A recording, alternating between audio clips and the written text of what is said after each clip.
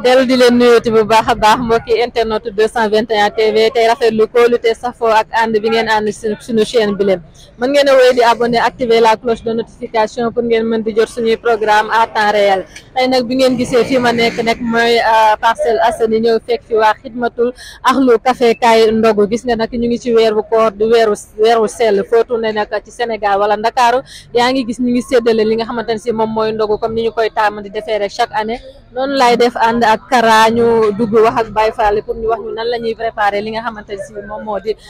ndogu bi. salaamaaleykum. sëñ bi nuyu naa la. sant nañ la. tur bi nan la. tur bi Ibrahima la Touré. yéenay waa xidmatul axlu café waaw ñoo ñëw teew xool ñu ngeen waajalee ndogu yi waaw ndogu yi de moo ngi nii waaw d'habitude chaque année nii lañ koy def quoi ça fait léegi mat na 17 ans xaw ma 16 ans quoi chaque année daal nii lañ koy defee quoi waaw defar café defar ay ndogu yu baax jox ko jaamu yàlla yi waaw ni ñu ko waxee rek ñi ngi ci weeru koor moo tax 221 TV day doxantu fépp fu nga xamante ne si ñi ngi fay séddale ay ndogu rek waxtaan ak gaay sëñ bi nuyu naa la. fay naa la. tur bi nan la. man Yankuba Ndongo Ba. Yankuba Ndongo Ba. waaw mën nga ñoo wax ci tuuti rek lan mooy xidmatul axlu café kaay ndogu. xidmatul axlu café. waaw ñun de œuvrer pour Dieu à travers les hommes la ñu woote. muy lu yàgg lool. muy lu dëgg lool. ndax 11 ans d'expérience yaakaar naa de fukki fan daal. bi ngeen ko commencé léegi def na 11. ñu ngi suñu 11e année d'expérience. waaw comme nii rek comme ni nga ko gisee nii rek. saa su ne nii lay demee. jigéen ñi nekk ci wàllu defar mburu bekk soos yeeg yooyu ñun góor yàlla ñun ñoo moom mën a café gi quoi waaw léegi nag mbuus yi nag boo gisee ñu koy def dafa gën a pratique te mbuus yi tey nit mënul ñëw di toog di leen xaar léegi de préférence ñun dañuy bëgg ñu sol mbuus yi takk lépp teg nit bu ñëwee comme bu xawee yaa xam day ñëw rek ñu jox ko mu dem bañ ko retardel quoi parce que sinon bu nit ñi bëree rek après mën na jaxase sax liggéey bi parce que ku nekk danaan jox ma léegi nga mënoo xaarloo ñenn ñi tamit ñu ngi xaar li ñee di xaar quoi donc dañuy obligé ñu def nii rek takk ay mbuus bu ñu amee quelque nombre comme nii sa waay mu jox kenn mu yóbbu bu keneen ñëwaatee ñu takk ñu jox ko mu yóbbu quoi. weeru koor ak campagne ban jàngat nga ci am. waaw weeru koor moom xam nga day weeru yërmande day weeru suñu borom saa borom nag xam nga moom ay mbiram moom daanaka amul daray tànk gannaaw lu ci waay di def lu nekk rek. boo seetluwee boo gënee góorgóorlu mu yokkalal la ko moo tax ñun ñu ngi sant yàlla bu baax waaw ñu ngi sant yàlla bu baax. sëñ bi nuyu naa la. di ziar bu baax yaa tur bi nan la. man Yaabi Koyta caatu daara ji. waaw mel ni bi mooy 11e année ngeen di organiser ndogu yi. waaw ban yëg-yëg ngeen ci am. waaw tawfeex de ak santaar yàlla ba ñu koy fekkee ay ati at donc bii mooy 11 ans ñaan yàlla di ko dund ay 111 ans rek. waaw mën a telal jaamu yàlla yi daal. dëgg la chaque année même lieu bi la wala da ngeen di def ay déplacement. non chaque année même lieu bi moom fii moom mooy daara ji fii moom mooy xidma bi waaw mooy daara ji tawfeex. jërëjëf comme ni ma leen ko waxee woon rek nii lay demee saa su nekk dañuy dox ànd ak li nga xamante ne si moom moo di Sénégal fi mu toll ndax gis na ni ñu ngi ci weeru koor noonu la ñuy demee saa su nekk ma ànd ak Kara fekk fi gaay yi nekk am ak ñoom waxtaan bu am solo macha allah. kan laay njëkkee yéen yow jëwriñ ci yow laay njëkkee jëwriñ ci yow laay njëkkee bàyyi ma njëkkee ci yow rek jëwriñ da ngaa ragal koor gee la jàpp yow noo sant am nga chance yàlla dimbali na la nuyu naa la. waaw soxna ni lay ziar. tur bi nan la. waaw Mamadou Ba. ñu ñëw teew fii xool ni ngeen di préparer ndogu mu mel ni nee nañ ma bi mooy 11e année ngeen ko fi organiser. si 11e année bi ñu ko génnee si tali bi la ñu wax rek mais yàgg nañ ko def si biir koñ yàgg ñu ngi bëgg a yàgg nag quoi xam naa 11e année bi ñuy def si biir tali bi fii macha allah nag ñu gars yi waa koñ yëpp ñu ngi siy jàpp moom macha allah ñu ngi siy jàpp baax waaw. mu mel ni tamit même lieu bi la même lieu bi ngeen koy defee amul déplacement amul kii nit ñi ñu ngi ciy gis seen bopp. waaw nit ñi ñu ngi siy gis seen bopp parce que sama beneen tout le temps que moom boo xoolee magasin yi nekk si côté bi yëpp. moom ay mbuus yi ñuy sol noonu moom mooy yóbbu côté boobu yëpp ñëwaat mbuus yi moom mooy dem ba si magasin yi foofu mais lu si des nag si leen koy séddale si oto yi fii ak gars yi nekk fii. xidmatul axlu café daayira la. waaw boo xoolee daayira la association la parce que ñëpp ñu si biir ay catholique ak tijaan ñëpp nekk si biir la bu wanee daayira la day am ñoo koy stigmatiser quoi maanaam daayira la association la parce que ay catholique ni ngi si ay tijaan ñëpp ñu ngi si biir la. waaw. weeru koor bi tombeek li nga xamante ne si moom moo di campagne. waaw ñu koy dundee ambiance. waaw gars yi am na ñun ñi seet si daal ñun moom ku ñëw ni lay dalal quoi fii mooy daara gi ku fi ñëw moom ni ñu koy dalal waxtaan ak moom mu bàyyi fi suukar wala café wala barkeelam loolu la. jërëjëf macha allah kontaan nañu. tey ñi ngi ak doyen mu mel ni moom mooy kilifa kër gi yàgg ànd ak ñi nga xamante ne si moom mooy xale yi ci liggéey bu am solo ñu bàyyi ko mu présenté wu ak waa téléspectateur 221 TV Papa nuyu naa. asalaamaaleykum gars yu baax yi ziar nañ leen ñu leen di sargal di leen balu àq ci weeru koor gi nu dugg di ñaan sama borom def xéwal def sutura def teraanga ci réew mi ba lépp loo xamante ni tàllal nañ fa suñu loxo sama borom mataloo man nag Abba Diallo lañ may woowee waaw maa ngi fii ci jëriñ ñi laa bokk waaw fii ci jëriñ ñu xitma ak lu café ay atañi nii fa lillahi alhamdu ñu ne fi wax dëgg yàlla di góorgóorlu waaw ndax duñ ca dara dañuy jéem rek ñun waaw ndax yëf yi am na borom waaw borom yëf yi moom bu la xasee ba teg loxo nag nii rek lay demee. mën nga ñu indil yaatal tuuti rek ci li nga xamante ni moom mooy xidmat ak lu café Kaay Ndogou. waaw yaatal gi weesuwul ni ay gune yu farlu ñoo xëy jóg taxaw xëy suba fas yéene liggéeyal Sëñ Tuubaa fas yéene liggéeyal Maam Cheikh Ibra Fall fas yéene liggéeyal diine Islam fas yéene liggéey tamit ci doomu aadama yi ndax Maam Cheikh moo ñu xamal nañu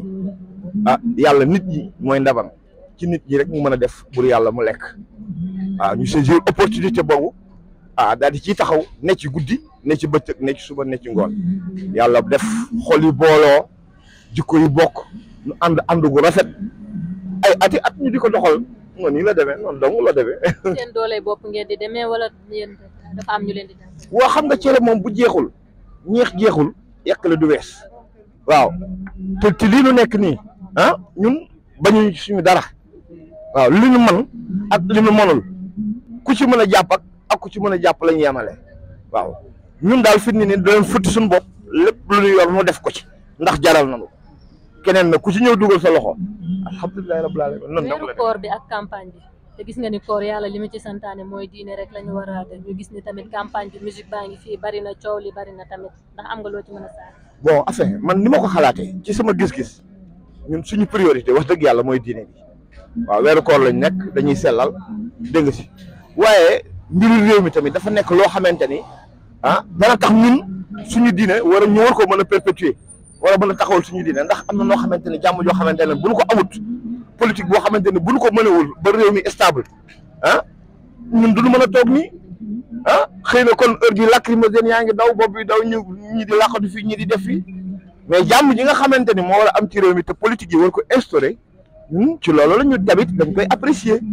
bi ku nekk ak daal fa wàll ñun bon li ñu war daal ñun fii boo xoolee ñun nous sommes très apolitique ñun politique intéressé wuñu tam li ñu intéressé daal mooy liggéeyu sëñ bi bu waxtu jotee ñun ñu dem wa tey ci foofu daal lan taxaw. gis ni tamit ambiance bi daan am ci weeru koor bi séddale ndogu yi ci mbedd mi bari woon na trop waaye ñu gis ni ren tamit dafa wàññeeku bu baax a baax. jàppoon ni waaw campagne fii bokk ci fii moom dafa gën a riir fii moom daa gën a trouvé te yéen invité nañ leen suñu bis bu mag bi nga xamante ne waaw cant gu rëy gi nga xamante ne moom la ñu war a def fii le 29 bu leen ko ratee waaw ndax Kader Mané fi ne nii takk nay jàjjam moo ki bàyyi faalam ak tambour major waaw fii fépp day riir incha allahu rabi waaw jërëjëf waaw ñu bëgg ci yéen tamit parce que xam nga lii dafa rafet nit nekk ci dara nga am ku koy jottalil mu war a doon exemple mu servir toute la nation xam nga parce que lii doomu réew mi ñoo ko moom dégg nga si la solidarité elle est africaine kenn ku ci nekk daf ci war a jàpp teg ci sa loxo mu gën a avancé waaw xoolal fii da nga gis ñoo xamante ne ndeysaan amuñu woon ndogu fii rek la ñu ñëw toog bu heure ndogu ñu ndogu fatawaar fa kàlla mu doon ak cant nag waaye di ñun ñaan yàlla mu gën a jëm kanam rek di gën a dox jërëjëf bëgg nañ ci yéen trop jërëjëf macha allah. vraiment initiative bu rafet la depuis presque ay dizaine d'années ñu ngi koy def macha allah boobu ba léegi vraiment ñu jàpp doo bàyyi nekk ay jàmbaar nag dëgg neex yàlla vraiment. mel ni tam séddale ndogu bi chaque année ngeen koy def. waaw chaque année dañ koy def chaque année waaw ça fait plus de 13 ans ñu ngi koy def macha allah chaque année dañ koy def. ban yëg-yëg ngay am bu ngeen jëlee ñam di ko séddale di jox jaamu yàlla yi ñuy dox. waaw contentement rek ak fierté ndax tey jii suñu fierté la wax dëgg neex yàlla ñiy jaar fii ak ñi nga xamante ne ñooy toog fi bëri na ci ñoo xamante ne à chaque fois ñun ñoo leen di jox ndogu te mu nekk loo xamante ne suñu poche lay génnee xaaruñu état xaaruñu nguur xaaruñu dara vraiment bàyyi faali ñoo def seen initiative lu waaye am indi ñu am ay nit yu baax lu ñu am indi tamit ñu boole defar vraiment mu nekk fierté nag lu ñu neex à chaque fois bu jotee dañuy bàyyi suñu lépp ñëw pour def ba mu neex def ba mu baax incha allah. yéen a ngi gis ne chaque année yokkute. waaw chaque année moom yokkute waaw chaque année mu am yokkute ndax je me rappelle bi ñuy door a commencé ñu ngi commencé woon presque ci 11 kilos mburu léegi ñu ngi def chaque jour 35 kilos mburu waaw 35 kilos mburu la ñuy def léegi chaque jour.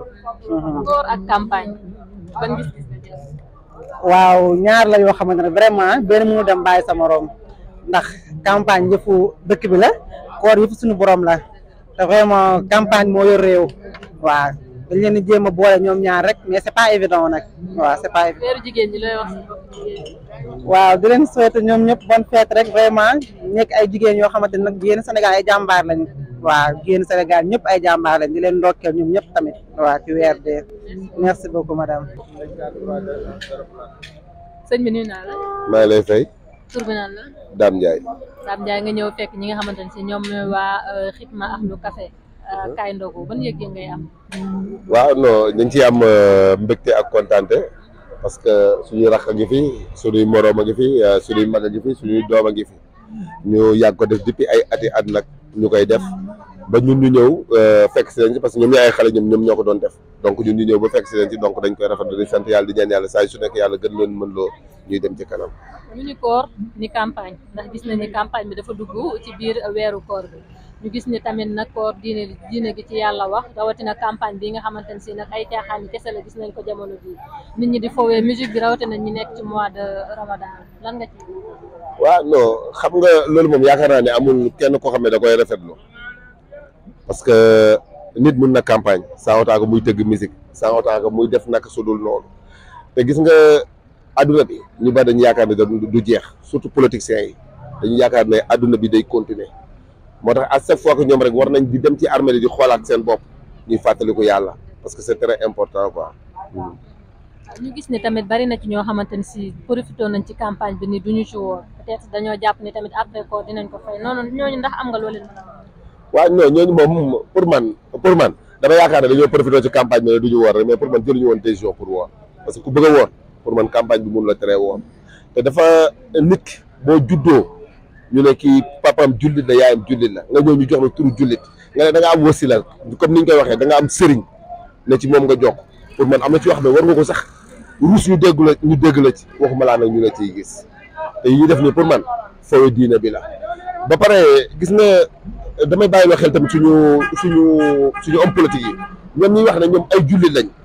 di wax naan ñoom fii lañ bokk wala fee lañ bokk est-ce que ñoom ñi ngi jéem a conscientiser ñoom ñi topp ci seen ginnaaw di leen jéem a wax ci diine ba mais toujours ñoom duñ leen wax ci yàlla nee na yonent bi nee na su ma gañee pouvoir bi dañ leen di wax rek dinaa fexe ngeen am liggéey dinaa fexe ngeen lii dinaa fexe la est-ce que ñoom tamit ñu ngi leen di jéem a yee ci ñu jéem a bàyyi seen xel seen diggante seen borom parce que loolu mooy tax nit ki tamit boo ko dénkee poste de responsabilité mu ragal boromam ba tax du fa sàcc. est-ce que am nañu ci jàng ndax des fois dañ leen di gis seen i interview tamit bu ñu leen tariloo saa sax dañuy am problème pour dire. waaw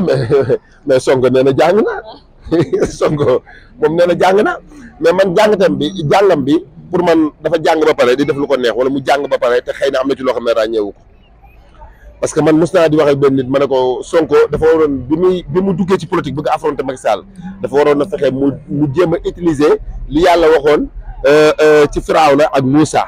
parce que yàlla daf na ko woon ba muy dem ci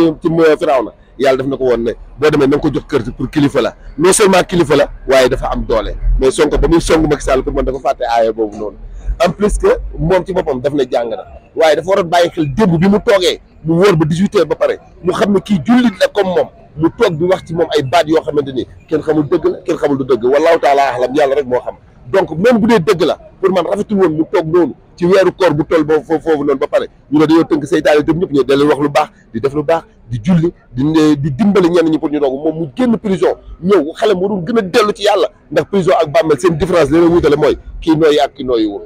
loolu rek mooy seen différence kon ba mu génnee foofu waroon na am beneen politique bu mu évoqué bu dul di nekk ci deru jaam loolu daal man bëggoon naa moom mu bàyyi ci xelam comme que moom dañ ne jàng na alxuraan moom la ñuy wax bon donc donte ne man xaw ma mais gis naa ko daal muy jàng alxuraan donte ne xaw ma nag ndax fan la ci toll ñeneen këram am na daara waaw ndax moom loolu lay jàngal ay taalibeem pour bu ñu génnee ñu nekk ci deru jaam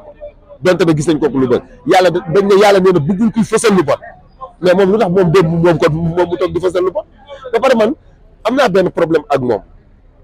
mooy lu tax moom à chaque fois que dossier bu ñu wax mu ne am na ci xam-xam maa gis ku sàcc maa gis ku nangam te bu ñu ko laajee dossier bi rek mu dugg ci buntu bi génn fa la rek génn taxaw daal ne maa ngi nii bii indi benn preuve man daal loolu man moom bëgg naa moom lu indi loolu ma ci leeral quoi wax dëgg yàlla. ban conseil ngay jox xale yi jeunes yi rawatina moment. xale yi conseil bi ma leen di jox mooy ñu liggéey ñu gëm yàlla ñu ragal yàlla ñu topp yàlla ñu topp seeni waajur ñu bañ a dem topp waajuru jàmbur donte ne waajuru jàmbur da nga koy jox respect mais déggalal say waajur déggal li yonent bi santaane woon li yàlla digale nga topp ci ba pare nga doylu surtout doylu mooy lépp mais léegi doylu moo fi amatul boo gisee yenn kii di am yëpp ñàkk doylu moo koy indi parce que tey ku ci yor 5000 yaa ngi naan man dama war a am 100000 mais 100000 yooyu bu ñëwee est-ce que dina gën ci yow xaw ma yàlla rek moo xam parce que léeg-léeg nit di yóotu loo xam ne gënul ci moom nit a ngi tukki tekki waaye nit a ngi tukki toog nit a ngi tukki torox nit a ngi toog fii tekki mais nit a ngi toog fii tam torox yàlla ku mu bind dara ci sa jëbi ala kulli alin di nga ko lekk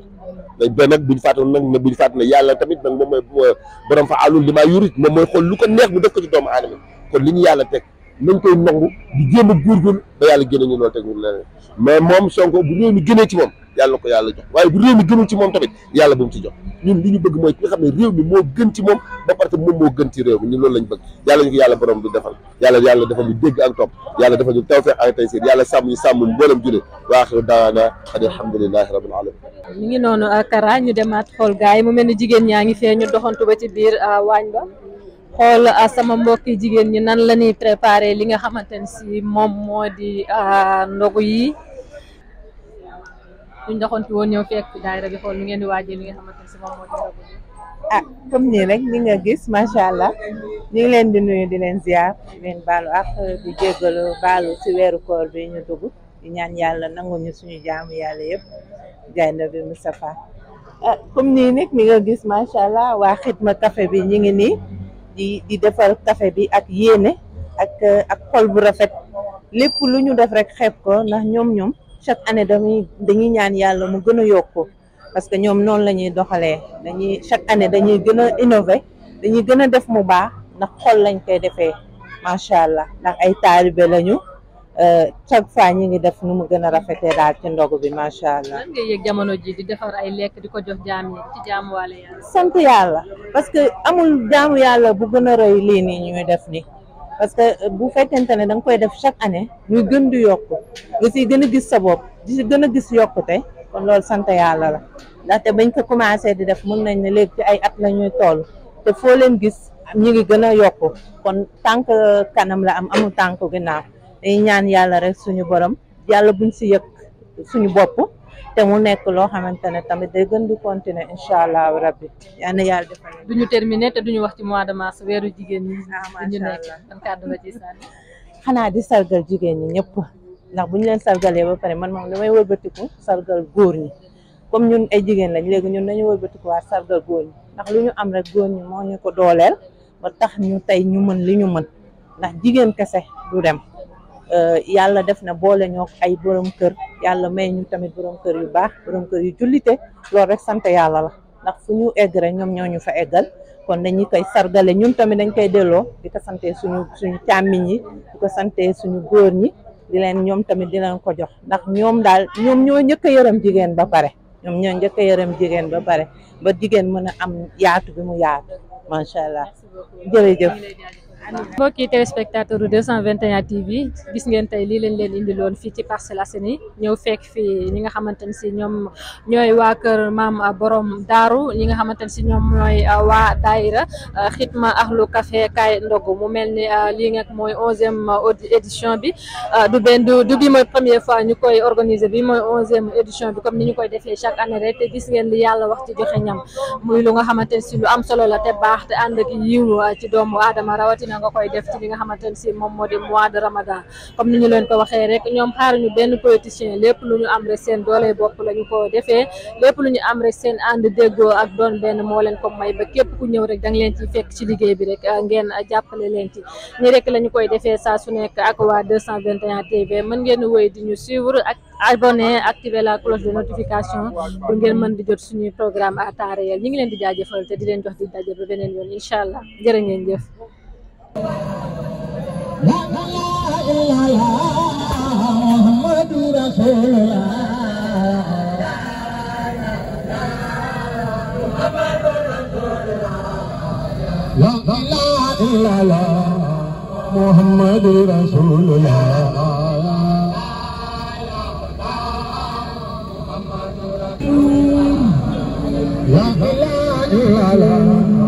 Muhammad